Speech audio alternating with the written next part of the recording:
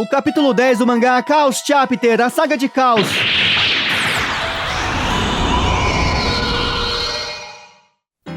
Oi amigos, sou Diego Mario, o autor da Saga dos Deuses. Saint Seiya Chaos Chapter, capítulo 10, parte 3, a feroz batalha no Hexa. Narciso de Cirene atacou Yoga. Ele acha o sofrimento do humano fascinante. Para a linhagem do Cosmo, isso deve ser trágico, a ponto de fecharem os olhos. Mas para aqueles que nasceram no caos, é uma beleza sem igual. Cisne está coberto com seu sangue. Muito ferido, Yoga se pergunta se essa é a sensação de ser derrotado. Enquanto a vontade de Narciso controlar esse mundo, sua própria criação, um invasor como ele não poderá fazer nada. Apenas ser consumido e aceitar o destino de desaparecer. Nesse momento, uma voz alcança o cavaleiro caído. Pede que ele desperte seu coração e mantenha calma. Afinal, não deve se esquecer dos ensinamentos que recebeu. Para ser um cavaleiro do gelo, a essência do cosmo está em endurecer sua vontade como uma rocha e manter a calma a todo o tempo.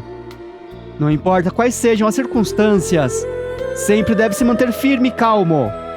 Essa é a fonte de todo o poder congelante. Yoga sente que seu cosmo foi devorado, porém, essas vozes falam direto com sua consciência. É seu mestre e seu amigo. Ele se lembra das ardentes batalhas que tiveram e o calor de seus corações. Camus e Isaac falam que o fato de ter sido capturado em um mundo criado pela vontade do inimigo é a prova de que a fraqueza da consciência de Yoga está permitindo que ele o domine. O poder congelante definitivo é como o gelo. Se mantém frio e segue suas próprias regras até o fim.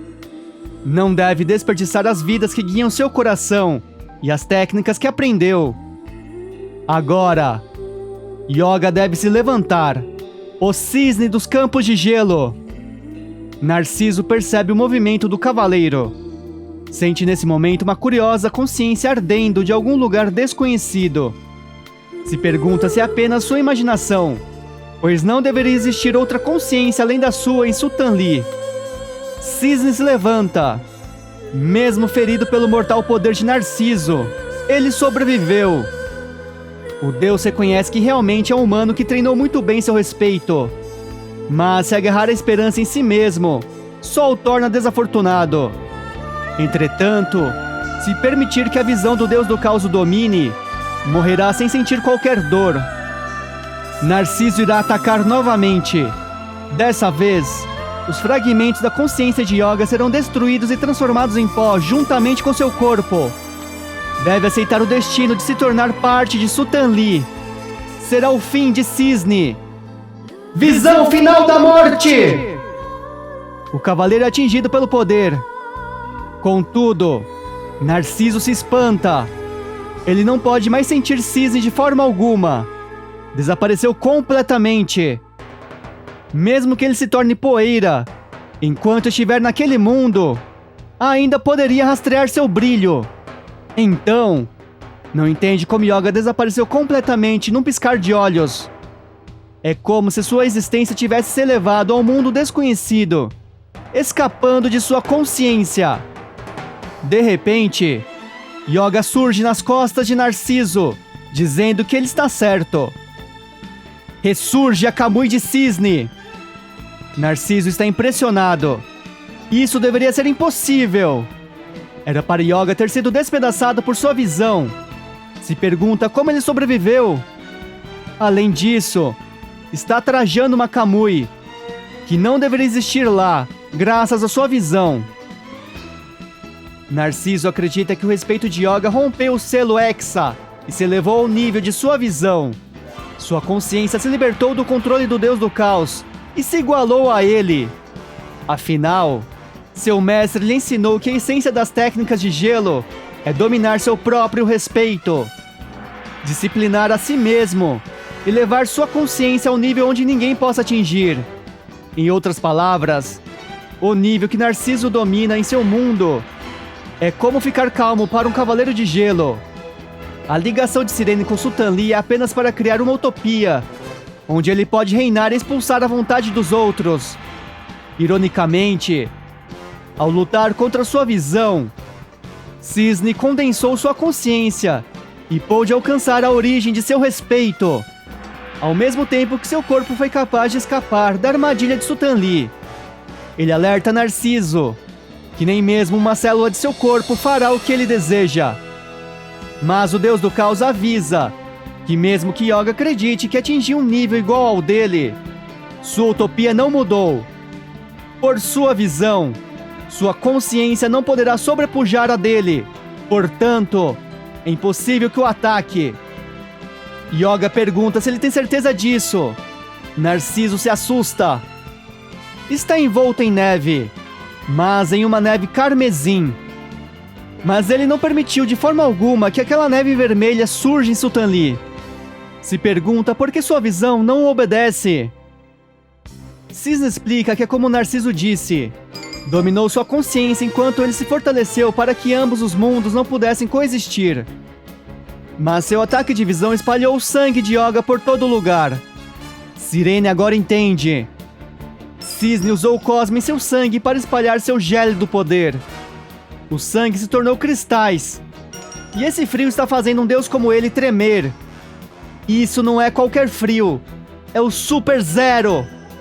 O fato de que Narciso sente esse frio é um indício de que a vontade de Yoga está governando a de Narciso.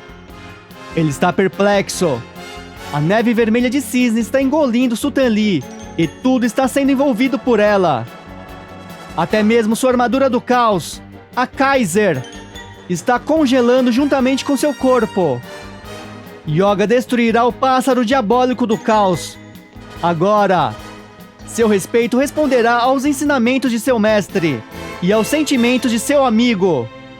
Narciso contemplará seu voo. Com seu coração frio, mostrará o voo fatal de Cisne, o ataque carmesim. Destruição dos cristais de Cisne! Narciso é completamente derrotado. Em Windaria, no núcleo do caos, Ares de Rafflesia vê que o selo do respeito foi quebrado no Hexa. Isso é a prova da destruição de Sultan Lee, protegida por Narciso. Mobius de Magellan não consegue entender que depois de Lorelei e Medessa, até mesmo Narciso caiu. Mesmo que seus adversários sejam cavaleiros deuses, com a capacidade de descobrir todo o poder da Kamui, Mobius ainda não consegue acreditar que apenas alguns humanos puderam quebrar metade do Hexa. Mas ainda existem duas cidadelas antes de chegar na saída, Exion. São elas, Magdorá e Salgusso. Se os guerreiros do Cosmo tivessem caído nessas áreas primeiro, Mobius acredita que não teriam perdido Narciso e os demais.